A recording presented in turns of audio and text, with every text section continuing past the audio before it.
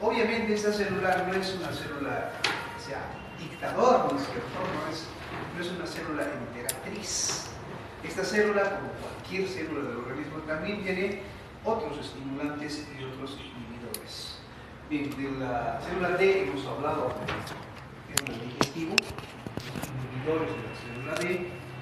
Aquí el inhibidor dentro del islote es la célula PP, no inhibe, sino estimula a la célula D.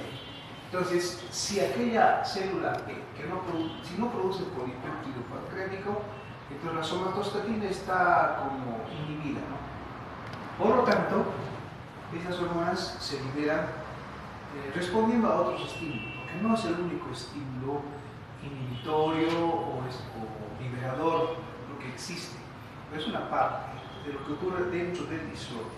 Entonces hay una comunicación entre las células mediante secreciones paracrinas. ¿Saben qué son paracrinas, verdad? ¿Qué son paracrinas? Vecinas. Para al lado, ¿verdad? Los paracrinas, la producción de una célula estimulada, la célula del lado, o cercana, ¿no es cierto? No siempre es al lado. O puede ser autocrina también, que la misma célula produce y se estimula con lo que produce.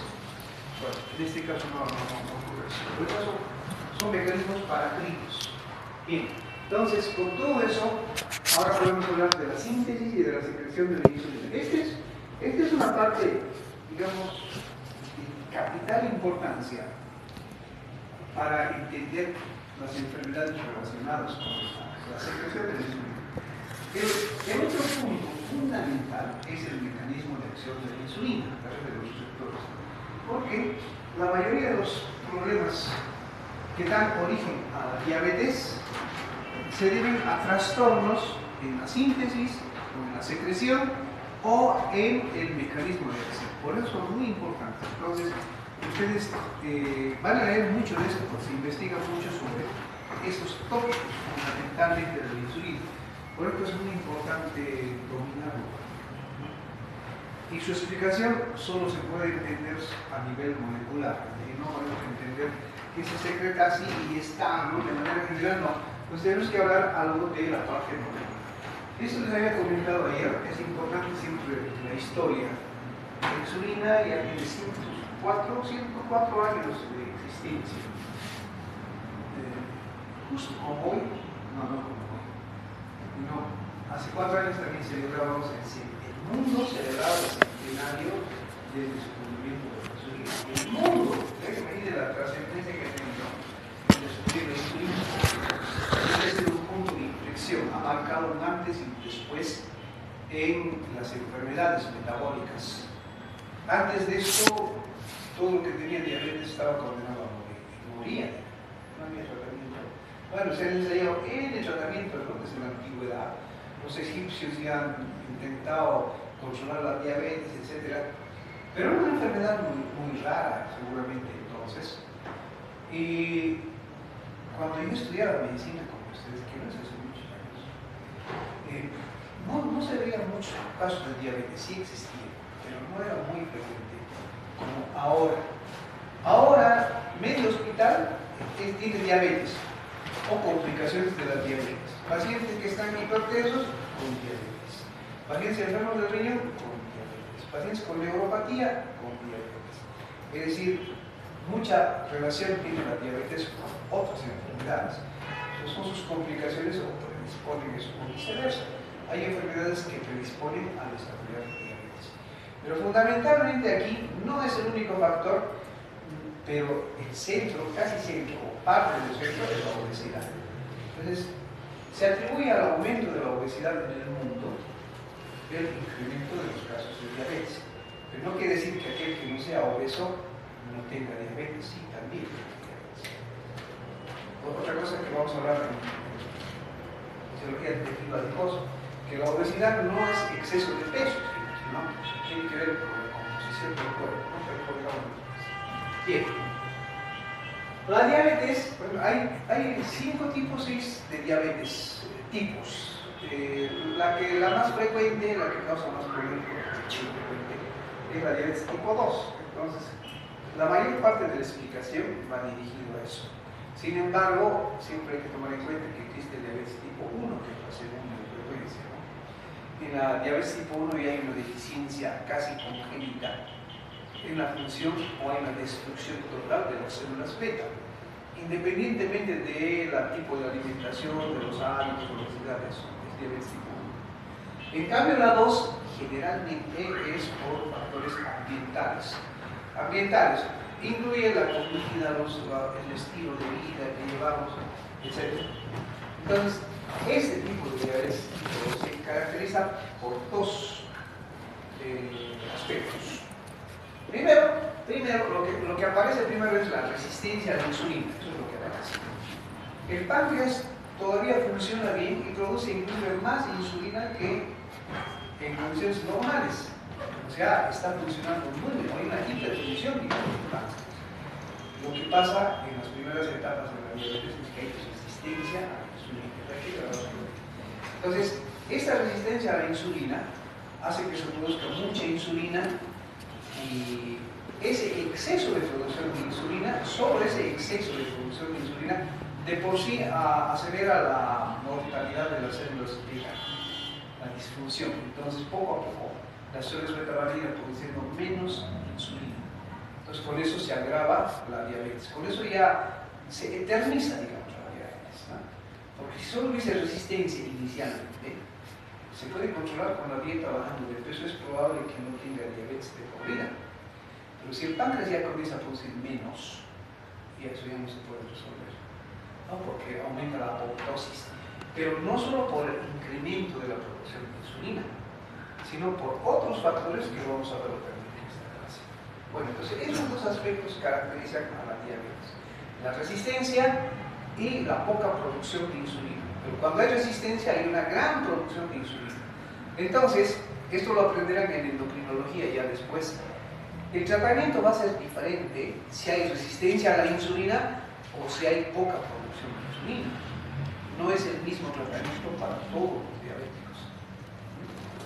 Porque si hacemos con el tratamiento, como muchas veces se hace, estimular más el trabajo del páncreas, vamos a acelerar la destrucción del páncreas. Lo que hay que hacer es una especie de enfriamiento del páncreas, ¿no? El páncreas trabaja mucho a producir, entonces haremos que produzca menos insulina. ¿Pero qué va a hacer el cuerpo con menos insulina? Inyectamos, ¿no es cierto? Entonces, a veces por eso recomiendan las últimas investigaciones que el tratamiento inicial de la diabetes debería ser con insulina, porque después se puede dejar la insulina con el tiempo. Pero los pacientes piensan que una vez colocada insulina van a depender de la insulina de por siempre. Es que el paciente no ha leído ningún artículo científico, sino la comadre, el vecino, el ahijado, el padrino les ha recomendado no hacerse poner insulina porque eso ya es un paso a la muerte. Y eso complica más el tratamiento. Entonces, el médico tiene que lidiar con ese otro frente, ¿no? Es decir, con su desconocimiento, pues lucha estudiando, ¿no? Pero contra la sociedad, la publicidad, el chisme, el rumor, ¿qué se hace? También hay que luchar porque si no nuestro trabajo no sirve de nada, ¿no? De nada sirve que recetemos muy bien si el paciente no lo va a cumplir, o sea, es igual, estamos perdiendo el tiempo. Es como si, por ejemplo, en vez de estudiantes de fisiología, de medicina, aquí estuvieran estudiantes de informática, digamos, aunque sea de 5º año, y yo les dé clases de insulina. Estamos perdiendo el tiempo todos, ¿no? Porque no van a entender nada. Y mi objetivo es que aprendan algo. Así que no lo voy a lograr, ni ellos van a conseguir entender. O sea, es una pérdida de tiempo. Lo mismo pasa en esto. Y eso es frustrante en la vida, no solo, porque el trabajo es frustrante, ¿no? Frustra. Pero es bueno que nos sintamos frustrados porque así vamos a intentar cambiar algo, ¿cierto? Bien, este es el proceso de síntesis de la insulina. La insulina es un polipéptido, o sea, tiene estructura proteica. Quiere decir que está formado por una cadena de aminoácidos. En realidad la insulina ya formada tiene 2 cadenas de aminoácidos. Es una doble cadena de aminoácidos. Es un doble péptido, o polipéptido. O oligopéptido porque no es muy grande. Bien, pero todo proceso, en esto ya tienen que recordar sus conocimientos de la síntesis proteica, ¿no? Ustedes saben cómo se sintetizan las proteínas en general. Casi todas van por los mismos pasos. Entonces, primero la célula que va a producir alguna proteína, en este caso la insulina, tiene que recibir un estímulo. Porque ninguna célula es autónoma, no actúa porque se le ocurre hacer cosas. Si no recibe un estímulo, no hace nada. Llega el estímulo a la célula beta y existe una línea de comunicación intermolecular, ¿no es cierto?, intracelular. Usted ya conoce, lo llamamos en las autopistas, son como autopistas. Viajan hasta que estimulan un factor de expresión génica. Es decir, el último peldaño, el último eslabón de esa cadena de moléculas es un factor que estimula la expresión genética. Ya he explicado lo que es la expresión génica, ¿no? Entonces, este proceso consiste en que ese factor, una vez que estimule al transcriptor, el transcriptor copia la información genética del núcleo, lleva al ribosoma con la receta, y en la receta se ensamblan los aminoácidos uno tras otro, así literal, pero a gran velocidad no, uno tras otro, y en orden. Si la receta dice que hay que empezar con leucina y no con tirosina, hay que empezar con leucina. Si le sigue la tirosina, hay que poner tirosina y así. Porque si no coloca el aminoácido correspondiente, esa proteína se va a sintetizar, pero ya no es insulina, ya es cualquier proteína. Para cada proteína existe una secuencia de aminoácidos, una cantidad de aminoácidos. Si ustedes quitan un aminoácido a la insulina, ya no es insulina, ya no sirve. Puede ser cualquier cosa o una proteína inactiva, ¿no? Pero ya no tiene ese efecto biológico. Por lo tanto, tiene que estar estrictamente ordenado y secuenciado, es decir, completo, no le puede faltar ningún aminoácido. Toda esa información se transcribe de los genes y en los ribosomas se ensambla.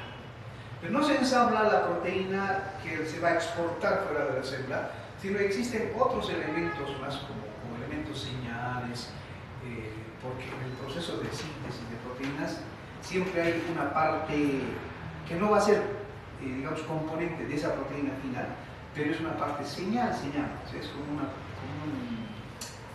¿cómo podemos decir? En la confección de algo se pone algo más, ¿no? Que no lo vamos a vestir después, digamos, una prenda, pero algo más se coloca ahí para guiarnos en el trabajo, de confección, algo así. No se me ocurre un ejemplo real, pero ese es un péptido señal. Pero además, otras estructuras como la insulina, y vamos a ver en los otros hormonas también, como esto es lo mismo, pasa exactamente lo mismo.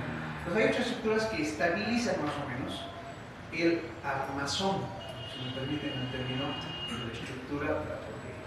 Entonces aquí, lo que se sintetiza en el ribosoma, ahí como dice, es la preproinsulina, así se llama, preproinsulina. O sea, todavía no es insulina, ¿no? Para ser insulina, este es un precursor de la proinsulina.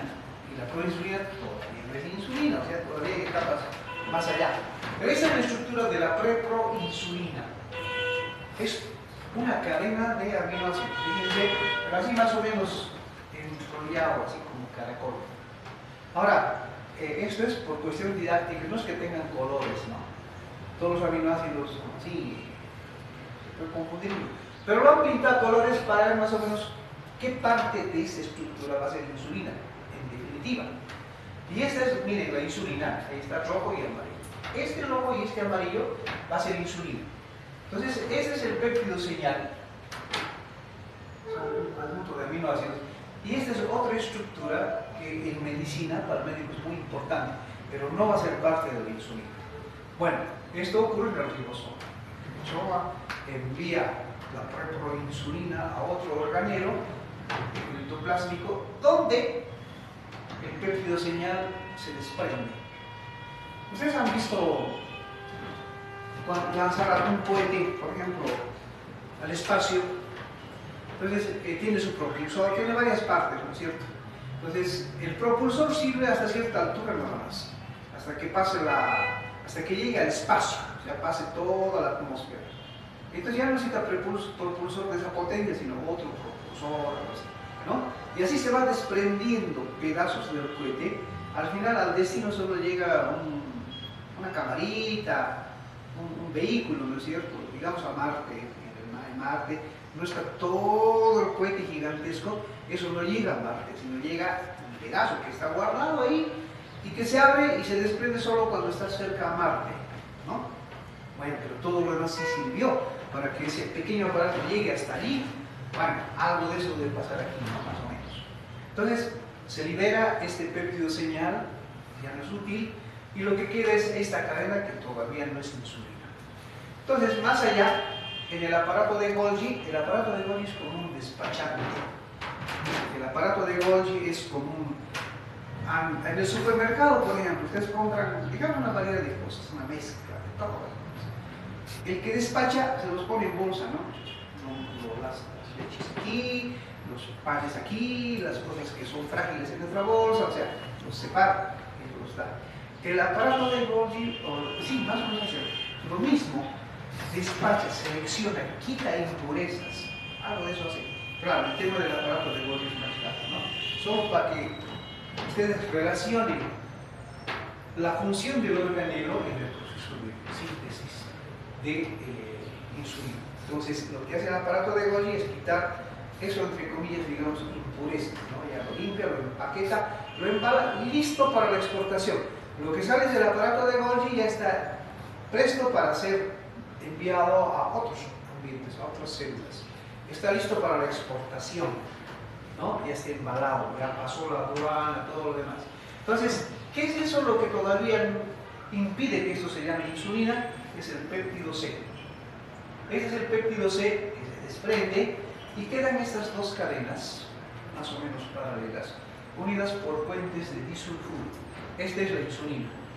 Esta insulina, así, en ese estado, va a ser ya por exocitosis, sale de la célula beta y va ya es un ligando, va en busca de un receptor. Y donde encuentre su receptor, ahí cumple su función. ¿Se entiende? Ese es el proceso general de síntesis de insulina. Desde la expresión génica, hay que distinguir bien en todo, pero en esto es muy importante. La síntesis y la secreción no son lo mismo. En la célula beta hay que distinguir eso, es muy importante en la medicina. Este es el proceso de síntesis. Ahora, esto está todavía dentro de la célula. La salida de esta sustancia de la célula beta, eso es secreción, que eso sigue otro proceso. Entonces, si hablamos de diabetes, hay problemas en la síntesis de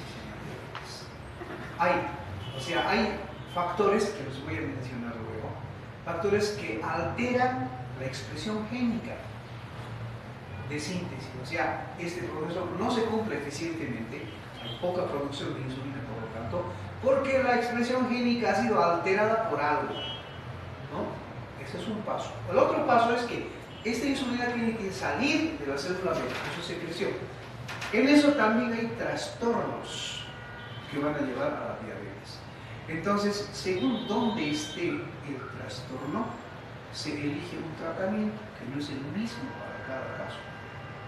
Entonces, no es cuestión del diabético, tome antidiabéticos, ¿no es cierto? Y a veces los médicos pecamos de simplistas, de muy simplistas, y hacemos eso. Entonces, no hacemos un buen tratamiento. Los resultados no van a ser buenos. Y el paciente es el que nos va a poner la nota. ¿Qué nos va a decir? Tal vez nada, simplemente ya se va a olvidar de nosotros, ¿no? Claro, en sí mismo nos maldicen, no sé, pues qué hará. O a la universidad pasar aquí, lanzar un huevo, estos no enseñan bien, qué sé yo. O sea, pero no se los entendía, los amigos de otro medio. Lo mismo, y lo mismo. ¿A qué conclusión va a llegar? Los médicos de Bolivia son un desastre. Pero es verdad, ¿no? O sea, que uno está preocupado por su salud y se siente frustrado cuando no le hacen un buen tratamiento. A usted probablemente nunca les ha pasado, pero ocurre eso. Uno cuando enferma de algo tiene miedo, no de no sanar, porque hay enfermedades que no son mortales, sino de que tengan complicaciones, secuelas, incluso por el costo, ¿no?, que le va a llevar monetario el solventar su tratamiento. Incluso hay pacientes que dudan si este médico estará haciendo bien. Yo he hecho un estudio así que cuesta a varios pacientes sobre los miedos que tienen los pacientes. Tienen miedo a estas cosas. Confianza, costo, tienen miedo a la muerte, etc. Y viven con eso.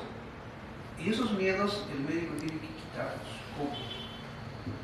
En muchos casos los pacientes se sienten más aliviados cuando el médico les explica, así, con dibujitos, su mal. Se sienten aliviados, casi a veces se resignan, pero no están estresados, ¿no? O su estrés disminuye. Y eso favorece también su recuperación. Entonces, son recursos que no sé en qué materia les enseñarán, pero yo les menciono porque son cosas que el médico tiene que ir practicando, ¿no? O sea, el ejercicio de la medicina no es preguntar síntomas y sacar del recetario los medicamentos y darle. No, eso es una parte importante, pero solo es una parte, ¿no? La medicina es una práctica humana. Entonces, ¿la parte humana dónde está? Porque lo que hacemos es aplicar la ciencia, ¿no? Y la humana, porque estamos tratando con seres humanos, ¿no? Por eso los estudiantes siempre les repito, hasta que se aburran, lo primero que hay que hacer cuando alguien se enfrenta a una persona, ve a una persona, es saludar. Con eso ya hay cierto acercamiento, y más si es un paciente, ¿verdad? El paciente está tenso, expectante, este médico nos sacará mal, nos regañará, será bonito, sabrá medicina, será un capo, será un chakra, o sea, todo eso ronda. El paciente un día antes de la consulta no duerme pensando en esas cosas, ¿no? Y no estoy exagerando, ¿verdad? O sea, sí, todos alguna vez van a ser pacientes, ustedes van a ser pacientes también. O sea, hay que asumirlo, ¿no? O sea, no somos inmortales los médicos. Entonces, otra cosa es ver desde ese lado a la medicina, desde el lado de ser paciente. Bueno, con un poquito más de detalle, lo mismo que les expliqué. Cuando ya se separa el péptido C de lo que es la insulina, ambos se secretan. Esto es muy importante también en la medicina. Ambos se secretan en cantidades equimolares, quiere decir, si se secreta una molécula de insulina, también se secreta una molécula de péptido C. Pero ya no es parte de la insulina, ojo, no es parte de la insulina. No viaja junto con la insulina, ni tiene acción metabólica el péptido C. Pero es muy importante en la medicina porque, por ejemplo, concéntrense en este ejemplo. Tenemos un paciente con diabetes y le estamos inyectando insulina todos los días, ¿ya? Y no sabemos si este paciente en su páncreas produce suficiente insulina o ya no produce insulina, ¿no? O sea, es difícil saber. Uno dirá, pero usted le pide un análisis de sangre para ver insulina, pues, ¿no? Sí, hay análisis de sangre que nos dice, su paciente tiene tanto de insulina. Eso es muy útil en los pacientes que no reciben insulina. Ustedes pueden hacer sus estudios, por ahí ya les falta insulina, ¿no? Algunos comen mucha salchipapa, es posible. Entonces, pero cuando ya está inyectado con insulina, es difícil saber si esa insulina que han encontrado en la sangre es su insulina o es la insulina que le hemos inyectado. Entonces, como el paciente se pone insulina todos los días por bastante tiempo, casi de por vida, es difícil evaluar, ¿no? Por este método si este paciente está produciendo insulina, primero, y segundo, cuánto de insulina produce, porque eso es muy importante para nosotros seguir el tratamiento, modificar el tratamiento, agregar algo y todo eso. Pero el péptido señal, el péptido C, no señal, perdón, el péptido C, como se secreta junto con la insulina, entonces ya es un indicador de que sí produce o no produce insulina, ¿no es cierto? Entonces yo ya no voy a pedir, si quiero saber si mi paciente está produciendo insulina, cuando ya está con tratamiento insulínico, no voy a pedir que me analicen su insulina en sangre, sino el péptido C. Si el péptido C está totalmente ausente, no hay péptido C en este paciente, entonces este paciente no está produciendo insulina. ¿Se entiende esa relación? ¿Sí? Sencillo, ¿no? Ese es el propósito. Por eso es importante el péptido C para el médico. Si ustedes quieren aplicar insulina en su laboratorio, van al mercado, compran una ropa de aminoácidos, surtido. Entonces, ¿qué es lo que van a hacer? Escogen y arman así. Arman, primero ponen lisina, isoleucina, valina, bla bla bla bla bla bla, hasta aquí. Y luego arman la otra cadena y luego los pasan con 2 átomos de sulfuro cada vez de sulfuro, ¿no? Ya está, ya tienen la molécula de insulina. ¿Pueden hacerlo? Cuando han descubierto la insulina, obviamente la insulina lo tenían de los páncreas, ¿no? Páncreas humanos, páncreas de animales. Pero esa insulina es una proteína de otro animal, de otra especie. Pero eso inyectaban a los humanos y claro, tenían efecto insulínico, mejoraban, pero muchas veces causaban reacciones alérgicas porque son proteínas de otro cuerpo. Además, bueno, la que más se aproximaba a la insulina humana era la insulina porcina. Los humanos ya han descubierto cómo estaba hecha la insulina, cuáles eran los aminoácidos, el orden de los aminoácidos y todo, pero no se podía fabricar. Entonces, la insulina que se parecía a la humana es la del chancho porcino. ¿Saben cómo se inyectar eso? Los resultados, bueno, la nada, ¿no es cierto?, eran buenos frente a la nada, frente a lo que no existía antes, pero siempre tenía problemas. Era difícil dosificar, etcétera, etcétera. La insulina porcina. Entonces la tecnología, por eso es importante la ciencia. El ser humano, hagamos un paréntesis, muchachos, porque hay que reflexionar mucho sobre esto. Yo no os voy a cambiar la mentalidad ahora, pero si reflexionan continuamente, es posible que cambien y eso sería muy bueno. Mire, uno estudia medicina, ¿para qué?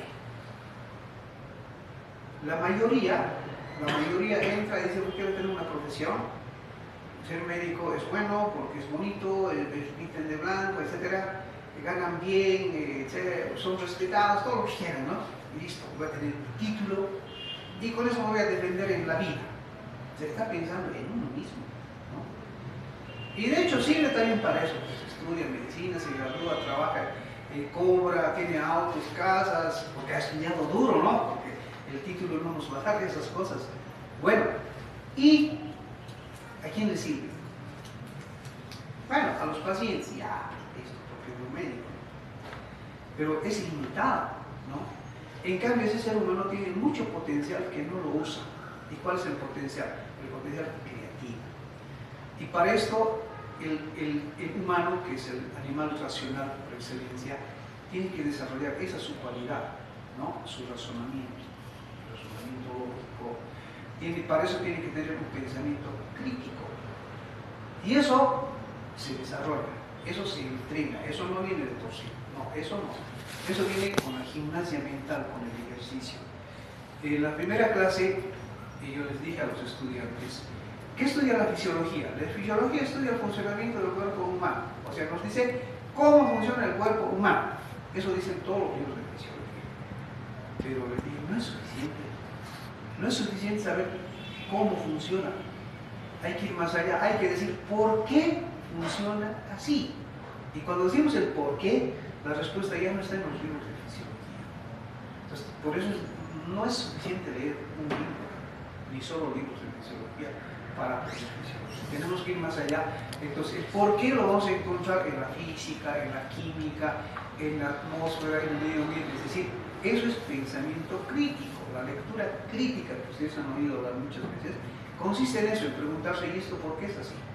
El libro dice perfectamente cómo lo es, pero generalmente no dice por qué es así, ¿no? Entonces, ese tipo de cosas, cuando escuchamos hablar a alguien, igual nuestro pensamiento crítico nos lleva a preguntarnos. Cuando aprendemos algo, estos seres humanos han hecho esto, ¿no?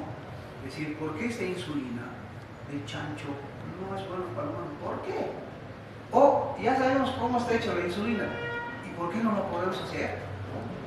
Entonces, ese está yendo más allá de ganarse la vida para sí mismo, de pensar en su auto, en su casa y para defenderse de la vida. Está yendo más allá, está hurgando la naturaleza, está creando conocimiento. Gracias a esa clase de individuos, que menos mal existen en el planeta, sabemos estas cosas. Porque aquel que trabaja para sí mismo en su consultorio, gana mucha plata, ¿qué aporta a la ciencia? Nada. O sea, más bien parasita, usa el conocimiento que otros han producido